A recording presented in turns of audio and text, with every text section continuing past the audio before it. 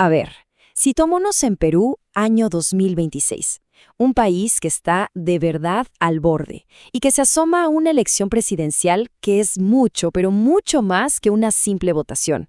Es en realidad el reflejo de una crisis profundísima, de años y años de inestabilidad y de una frustración que ya no da más. Y para entender qué está pasando, hay que mirar muy de cerca a los dos rostros que aparecen en ese espejo roto. La pregunta que define todo este momento es, bueno, es casi de película, ¿no? Por un lado, tenemos a la heredera de uno de los apellidos que más divide en la historia reciente del país, y por el otro, a un hombre que se pasó 30 años imitando y parodiando a los políticos, y ahora quiere ser uno de ellos. Ok, para entender cómo es que se llegó a este punto, primero hay que tener el panorama completo. Hay que ver cuál es ese escenario de agotamiento, de cansancio político que le preparó el terreno a una contienda tan particular como esta. Pensemos en un ciclo que parece no terminar nunca. Un caos constante, presidentes que no acaban sus mandatos, congresos que se disuelven y esa sensación permanente de que nada, absolutamente nada, funciona como debería. Ese es el sentimiento que domina el ambiente, y es justo la razón por la que el electorado está buscando respuestas en lugares, bueno, en lugares que nadie se habría imaginado.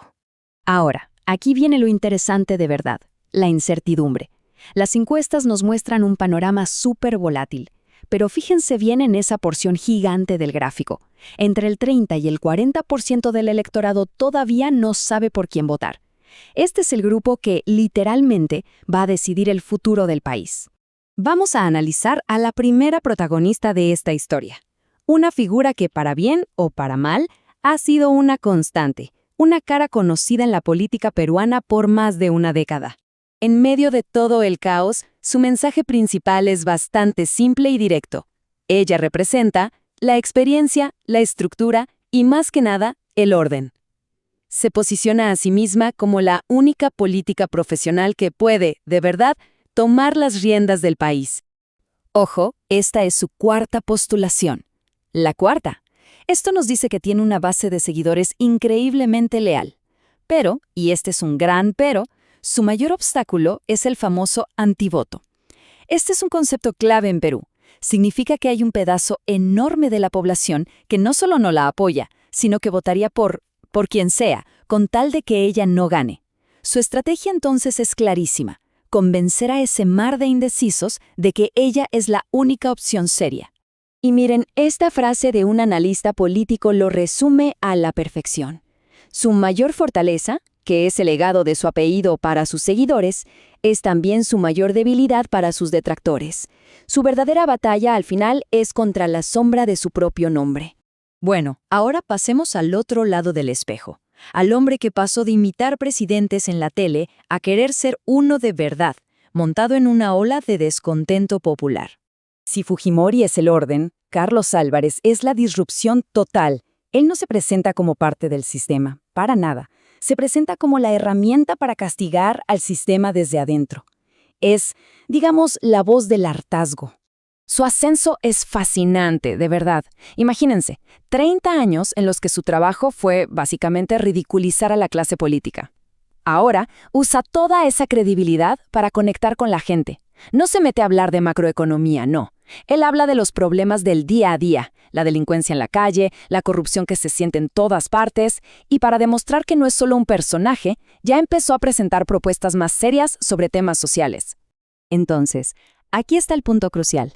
Lo que tenemos es un choque de dos universos que son completamente distintos. Y claro, esto crea un dilema tremendo para el votante peruano. Y esto de aquí lo ilustra perfecto. Por un lado está el discurso técnico, el preparado, el de la política de siempre. Por el otro, la conversación directa en el mercado, el lenguaje de la gente de a pie, ¿no? Son dos maneras totalmente opuestas de entender y de hacer política. Al final, para muchísima gente, la elección se reduce a esto. Se vota por el llamado mal menor, una figura que ya se conoce con todo lo bueno y lo malo que representa, o se arriesga con la incógnita populista como un voto de castigo a todo el sistema. Vaya, no es para nada una decisión fácil. Y todo esto nos lleva a la conclusión más importante de este análisis. La elección, en el fondo, no se trata tanto de los candidatos, sino de lo que ellos representan. Son un reflejo del estado de ánimo de toda una nación. Este es el concepto clave que hay que entender: el voto del hartazgo. La gente no vota necesariamente por alguien, sino en contra de todo lo demás. Es un voto que sale de las tripas, una reacción visceral al fracaso que se percibe en la política tradicional. Y los futuros que se plantean son drásticamente diferentes. Con Fujimori, lo más probable es un gobierno de derecha, enfocado en atraer la gran inversión, pero que enfrentaría una oposición social masiva desde el día 1. Con Álvarez, podríamos ver un gobierno de estilo bukelista. Ya saben, como Nayib Bukele en El Salvador, muy enfocado en la mano dura contra el crimen. Pero su gran reto sería la falta de equipos técnicos y, claro, la dificultad de negociar con un Congreso súper dividido. Así que, al final, volvemos a la idea del espejo.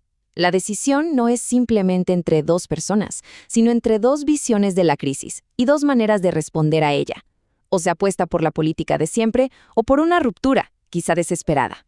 La pregunta queda flotando en el aire, porque esta elección no solo va a definir al próximo presidente o presidenta, va a revelar la cara que Perú decide mostrarse a sí mismo en uno de los momentos más críticos de toda su historia reciente.